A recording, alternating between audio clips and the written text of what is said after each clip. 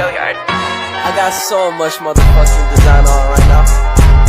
Break it down, bring it back, make it clap. I got 3 old thoughts, new block, where that thing. Bitches on my line, and you know. Assalamualaikum warahmatullahi wabarakatuh. Kami di sini dari kelompok 5 akan menjelaskan hasil kerja kami, yaitu tentang perkembangan pendidikan Indonesia masa Orde Baru. Sebelumnya, perkenalkan, nama saya Tensi Ariska Putri. Saya Nabila Tri Ezalia. Saya Dita Hermiki Rahmadona.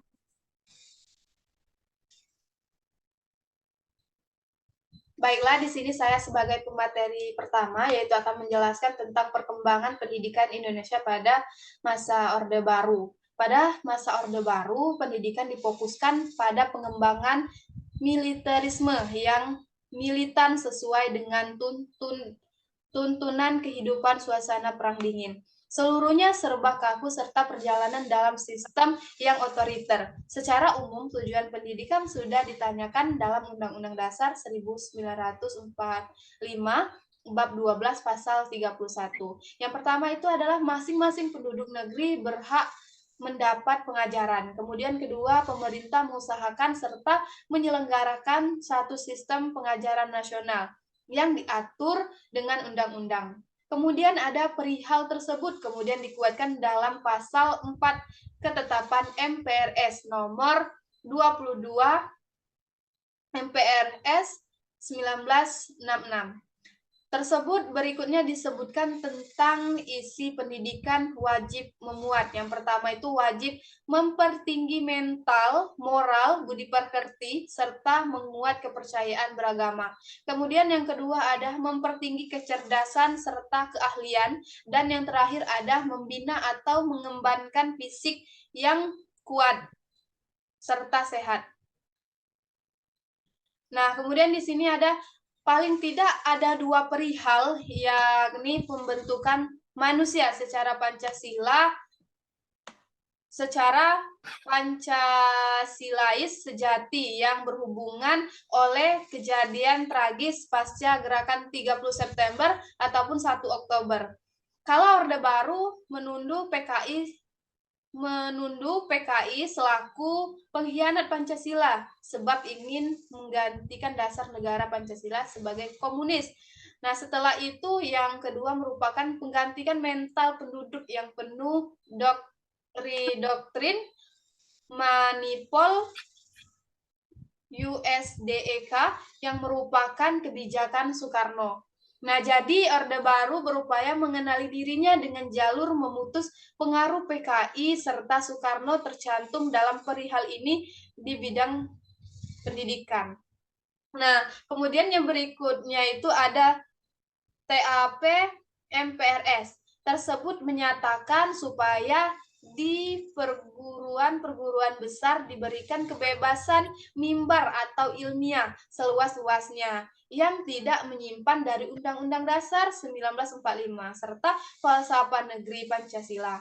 Nah, usaha pemerintah Orde Baru untuk memperluas peluang mendapatkan pendidikan dasar mulai terwujud pada 1973. Nah, dengan uang yang ada, pemerintah waktu itu memakainya untuk memeratakan pembangunan pendidikan, antara lain lewat Inpres nomor 10 tahun 1973 tentang program dorongan pembangunan sekolah dasar. Nah, Orde Baru ini menjalankan kebijakan pendidikan nasionalnya pada Pelita 2. Mulai Pelita 2, pemerataan pendidikan dijadikan kebijakan pokok.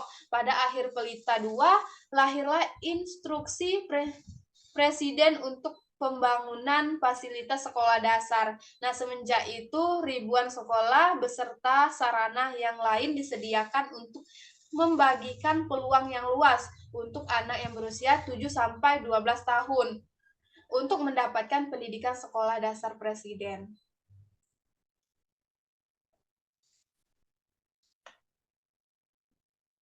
Nah, kemudian di sini ada tujuan umum pendidikan sekolah dasar yang menjelaskan agar lulusan-lulusan.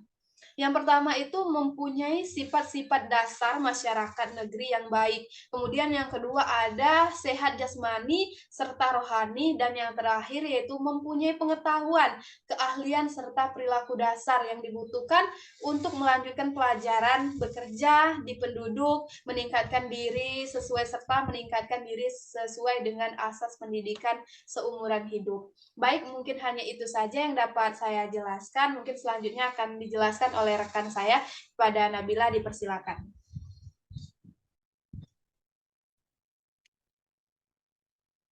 Baiklah, di sini saya akan menjelaskan kurikulum pada masa Orde Baru.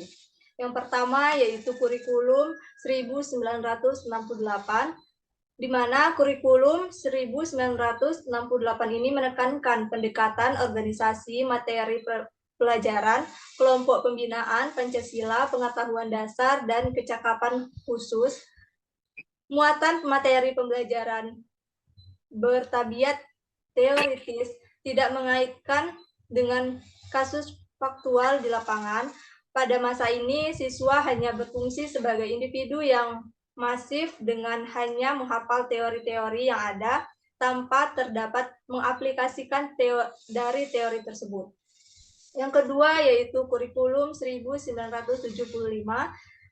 Kurikulum 1975 ini menekankan pada tujuan supaya pendidikan lebih efisien serta tujuan pengajaran dirinci dalam prosedur pengembangan sistem instruksional atau PPSI yang dikenal dengan sebutan satuan pelajaran, ialah rencana pelajaran tiap satuan bahasan.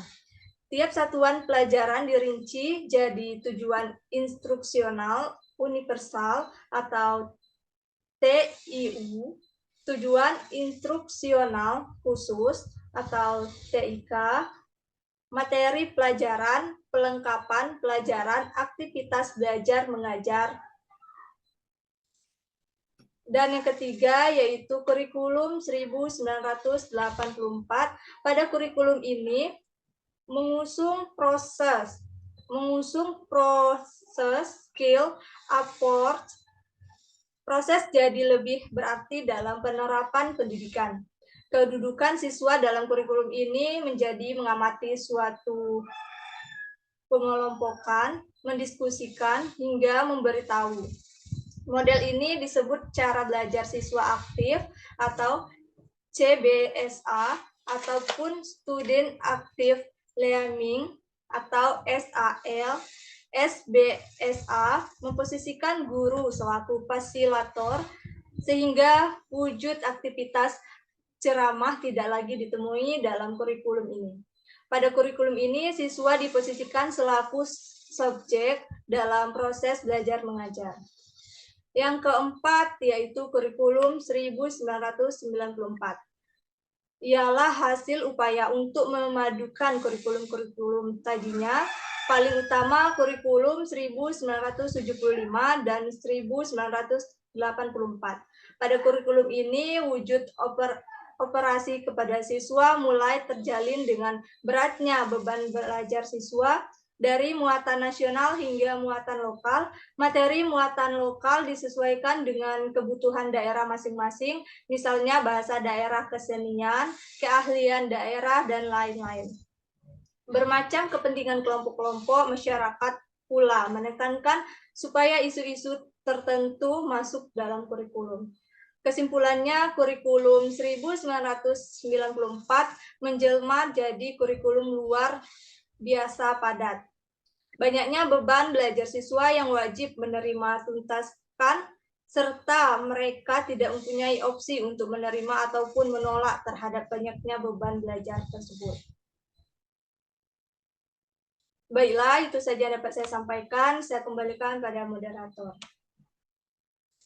Baiklah, selanjutnya akan dijelaskan oleh Saudari Dita. Kepada Saudari Dita, dipersilakan. Baiklah, di sini saya akan menjelaskan tentang penerapan sistem pendidikan Indonesia pada masa Orde Baru. Penerapan pendidikan pada masa Orde Baru faktanya banyak mendapatkan hambatan, dikarenakan pendidikan Orde Baru mengusung pandangan hidup atau keseragaman, sehingga memanfaatkan kemajuan dalam bidang pendidikan. EBTNAS, dan UMPTN adalah seleksi yang menjadi penyeragam peserta. Pada pendidikan Orde Baru, kesetaraan dalam pendidikan tidak bisa diciptakan sebab faktor dominatif serta submitif masih sangat kental dalam pola pendidikan Orde Baru. Baiklah, itulah yang dapat saya sampaikan. Saya kembalikan kepada moderator. Baiklah, mungkin hanya itu saja penjelasan dari kelompok kami. Mohon maaf jika ada salah kata. Terima kasih. Wassalamualaikum warahmatullahi wabarakatuh.